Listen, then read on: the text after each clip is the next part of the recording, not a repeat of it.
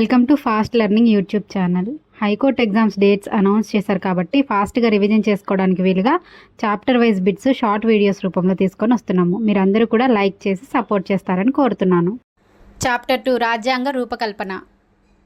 Objective resolutions ఎప్పుడు ప్రవేశపెట్టబడింది? 1947 January 22. రాజ్యాంగంలోని భారతదేశం గురించి నిర్వచనం ఎక్కడ ఉంది? ప్రియాంబిల్లో. భారత రాజ్యాంగం ఏ దేశాల నుంచి స్ఫూర్తి పొందింది? UK, USA, Ireland, Australia, Canada మొదలైనవి. భారత రాజ్యాంగ ముసాయిదాను ముద్రించిన సంస్థ ఇండియా గవర్నమెంట్ ప్రెస్.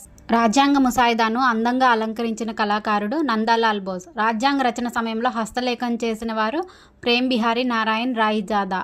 రాజ్యాంగ పుస్తకం ఏ భాషలో రాయబడింది? Hindi and English. రాజ్యాంగ సభలో మహిళల సభ్యుల సంఖ్య 15. రాజ్యాంగాన్ని తయారు చేసిన అసెంబ్లీ స్థిరమైనదా, నిరంతరం కొనసాగిందా? లేదు, అది ఓన్లీ తాత్కాలిక సంస్థ మాత్రమే. రాజ్యాంగ ముసాయిదా రూపొందించడానికి ఏర్పడిన మిగతా ఉపసమితుల సంఖ్య మొత్తం 8 ముఖ్యమైన కమిటీలు. రాజ్యాంగం ఎలా తయారు చేయబడింది? వివిధ కమిటీల సిఫార్సులపై సభ్యుల చర్చల ఆధారంగా.